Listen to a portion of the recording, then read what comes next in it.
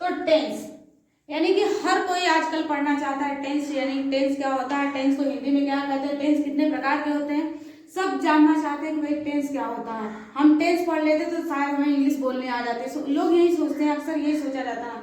तो आज हम पढ़ेंगे टेंस, यानी कि टेंस क्या, टेंस का डिफिनेशन क्या होता है, टेंस कितने प्रकार के होते हैं, ठीक है। टेंस का परिभाषा क्या होता है, टेंस को हिंदी में क्या कहते हैं। तो सबसे पहले हम देखते हैं टेंस। टेंस मीन्स होता है काल, ठीक है। टेंस मीन्स होता है काल। टेंस का डिफिनेशन जो कि ऑलरेडी बताते हैं कि टेंस का डिफिनेशन यानी कि टेंस हो या किसी भी चीज का डिफिनेशन जिसे हिंदी में बोलते हैं परिभाषा, तो टेंस का डिफिनेशन देखते हैं। Tense change the form of the verb to express the time of an action, यानी कि टेंस का डिफिनेशन होता है कि कार्य के समय के मुताबिक वर्ब में जो परिवर्तन होता है, यानी कि वर्ब में यानी क्रिया में, इस वर्ब में जो परिवर्तन होता है, एक्सप्रेस होता है, ठीक है, उसे हम क्या कहते हैं, टेंस कहते हैं। ये टेंस कहते हैं, ठीक है।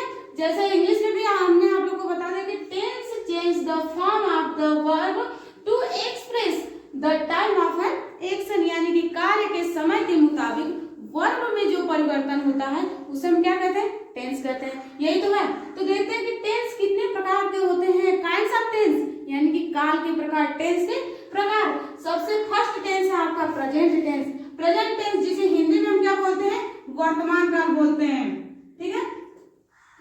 प्रेजेंट टेंस जिसे हिंदी में हम वर्तमान काल बोलते हैं। नेक्स्ट है आपका पास्ट टेंस जिसे हिंदी में हम बोलते हैं भूतकाल, ठीक है। हिंदी में भूतकाल, पास्ट टेंस को हिंदी में क्या कहते हैं, भूतकाल। नेक्स्ट टेंस है आपका फ्यूचर टेंस। फ्यूचर टेंस को हिंदी में कहते हैं भविष्य काल,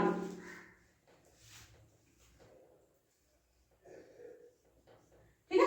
भविष्य काल यानी कि हमारे टेंस कितने प्रकार के होते हैं, 3 प्रकार के होते हैं, present tense, past tense, future tense, ठीक है। अब एक ही क्लास में अगर सारे चीज पढ़ लोगे तो फिर क्या होगा, समझ में जल्दी नहीं आएगा। इससे अच्छा कि थोड़ा थोड़ा करके हर रोज पढ़ा जाए तो पूरे अच्छे तरीके से हमें टेंस समझ में आ सकता है। अब एक ही साथ सब कुछ कर लेंगे तो शायद ही दिमाग हैक करने लगे, इसलिए थोड़ा थोड़ा करके हमें पढ़ना जरूरी होता है, ठीक है।